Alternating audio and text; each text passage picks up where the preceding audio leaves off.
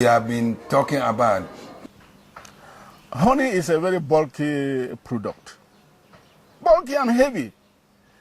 And to handle this, you need special structures, containers, special transportations, because if you put in the ordinary train, or you might lose almost all your produce. So it needs to be organized. And this organization calls for a lot of resources, which beginners and rural producers will not have. Till recently, market information was also a big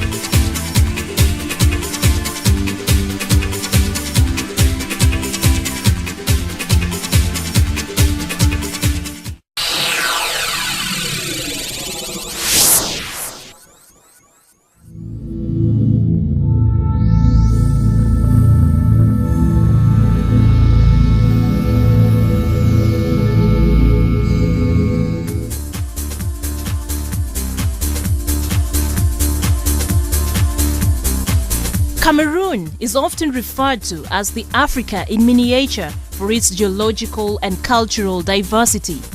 The highest point is Mount Cameroon in the southwest. The country is bordered by Nigeria to the west, Chad to the northeast, the Central African Republic to the east, and Equatorial Guinea, Gabon, and the Republic of the Congo to the south. An estimated 70% of the population farms, and agriculture comprised an estimated 19.8% of GDP in 2009. Cameroon's diverse geographical nature, including its dense equatorial forest, contributes immensely to the country's rich diversity of non-timber forest products. One such product is honey. Beekeepers in this evergreen country produce a diversity of bee products ranging from honey to beeswax, propolis, soap, candles, creams, indigenous drinks which can only be found among its people. Today, there are tangible changes spurred by increased awareness and demand for honey and other bee products. Most of the households in the western highlands of Cameroon, if you take about 10 farm families, about 8 of them actually have a beehive in their farm field. So honey beekeeping or apiculture generally becomes a very, very important income generating activity. We have evidence that there are a number of farm families who only live, at least who generate over 80% of their family income, annual incomes, just by producing honey. Cameroon has made strides in apiculture as a result of partnership and increased government commitment to the subsector. SNV's intervention in the honey value chain started in 1963 when SNV's strategy of a collaborative forest management entailed development of NTFP value chains, and in 2006 a national honey marketing study was undertaken by SNV, which was culminated by a first honey marketing forum for Cameroon. And during this forum, the whole honey value chain was analyzed, and the challenges and opportunities for interventions were identified. Let me quote you the report of the follow-up, what they call the evaluation report of UNDP, when they had come to the end of their project support for us. They sent evaluators, and they found out that the people who were producing honey and selling, they had increased their livelihood by 11% on the average. 11%. I mean, that is that's something that was found out without our influence, without any influence, those who came to do the thing established that fact. It was estimated that there were at least 20,000 beekeepers in Cameroon. More than 8,600 beekeepers were known to be members of 639 organized groups. Most of these groups are in the Anglophone region of Cameroon. In 2009, the average annual production of honey per hive in northwest Cameroon was 10 to 15 liters. Production equipment commonly used is of traditional origin, both at beekeeper level and within many organizations. Despite the use of the so-called traditional beekeeping equipment, bee farmers are making tremendous progress through innovation. The traditional hives cost about $3 each and are easily constructed from locally available materials, a factor which motivates many people to join beekeeping. We have been carrying out a series of education as cooperative policy to train and educate members on honey production. And within the time we have created sections that form of the cooperative, whereby we go around training members, educating them on the interests of coming together for a common interest. And as such, that has gone a long way to increase the membership and benefit sharing within the level of honey production. So far, as regarding livelihood, we've trained over 322 beekeepers, hunters. We are trying to convert the hunters from destroying this ecosystem to become beekeepers in this region. Beekeepers in Cameroon appreciate the importance of both training to gain more skills and the application of new ideas in apiculture. Men and women all participate. A number of factors are responsible for this development. Organizations such as Bello Rural Development Project and their beneficiaries are cognizant of these critical facts. In the area of environmental protection, we were able to train farmers along our forest here, and farmers are keeping their hives along the forest, and in that case they are protecting the forest, because forests in most cases every year during the dry season will burn off. But this time, in the areas we have already achieved training farmers, they put their hives in the forest, and wonderfully the forest is being protected. We are at the same time teaching them how to conserve nature, because when they know about the importance of natural medicinal plants and they go along doing beekeeping and using medicinal plants, in fact they will be now doing environmental protection at the same time unconsciously without somebody forcing them to do environmental protection. This place was only a spear grass. I think you know what is called spear grass and elephant grass stem. So I have to clear this place and plant this bee-loving tree. The year 2005 witnessed the establishment of the Fundong Environmental and Rural Integrated Organization. The organization works with over 800 members. These communities are managing their own forests. This is underpinned by their increased environmental conservation knowledge. If their beehives are inside the forest, everybody will rush to the forest and even calling on others if you first see the bushfire. And everybody who is keeping hives in the forest will be community forest man protector. Research is undertaken in various aspects of apiculture. These include the composition of honey and other hive products. J'enseigne ici à l'université de Caen. Nous sommes au laboratoire de botanique appliquée. Et ce laboratoire a, entre autres, dans ses activités, choisi de s'intéresser à l'apiculture. L'apiculture, c'est une méthode naturelle d'exploitation de la biodiversité. The spirit of research has extended to both private and civil society organizations. Bello Development Project, for example, is undertaking research in the medicinal properties of honey and related products. The emergence of thriving cooperatives is a clear indicator of increasing stability in the apiculture subsector in Cameroon. This stability has occasioned an increase in prices as well as greater interaction amongst stakeholders. Furthermore, Cameroon has the unique tasting white honey, whose demand is exceptionally high. The society began as a small group with 35 members who were honey producers of the area. They feel as coming together and being organized. They formed the cooperative as a group in 1987.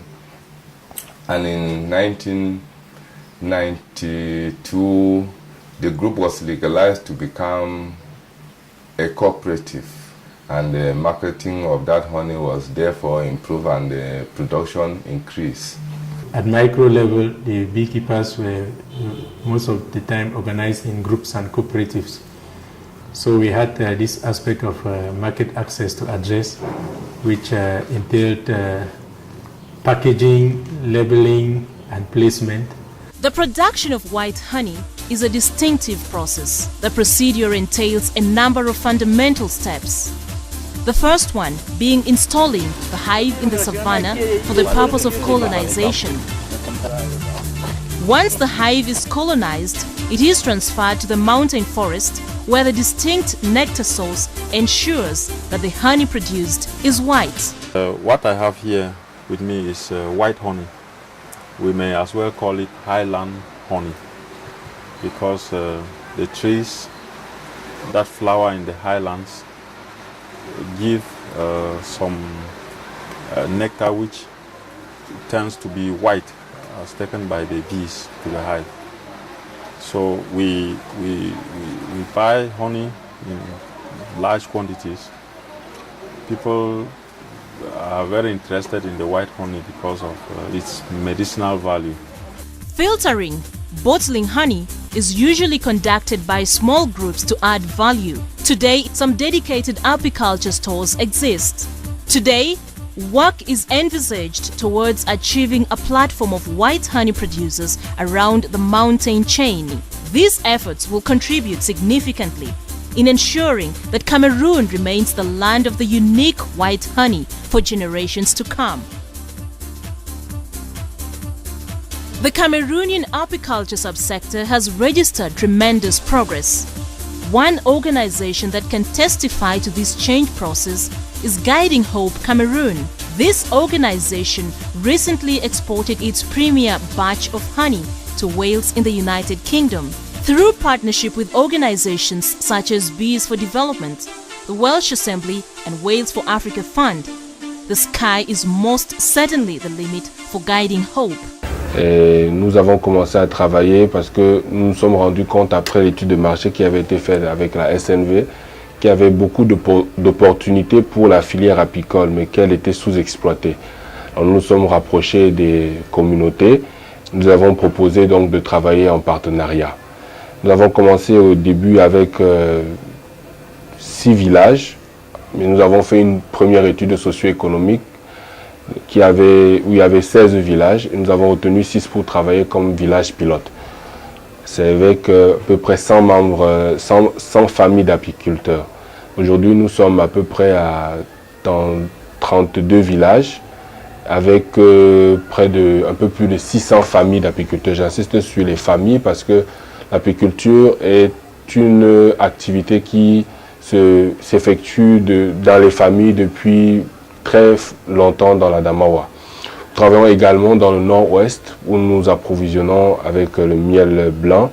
Nous travaillons là-bas avec beaucoup plus les coopératives, le secteur beaucoup plus organisé.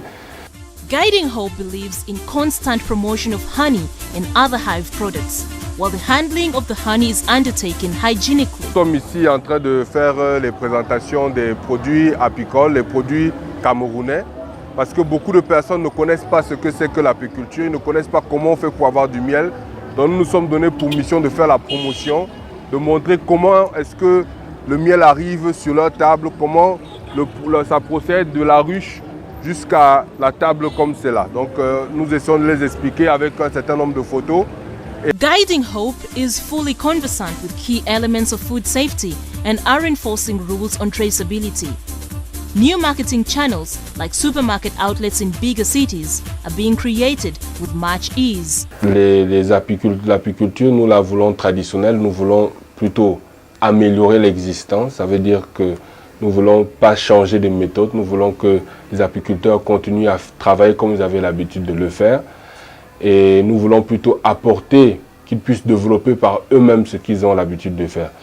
Donc c'est ainsi que nos ruches, nous ne les changeons pas, nous essayons plutôt de les améliorer en faisant des échanges d'expériences. Et ça a été le cas avec le Nord-Ouest, avec la coopérative de HONCO, où on a envoyé des apiculteurs de Ngaoundal pour aller voir ce qui se passait là-bas, pour développer quelque chose à la camerounaise. Parce qu'aujourd'hui on parle de ruches kenyanes, et on a le souci et on aura le plaisir que l'on parle de ruches camerounaises, de la Damawa peut-être en particulier.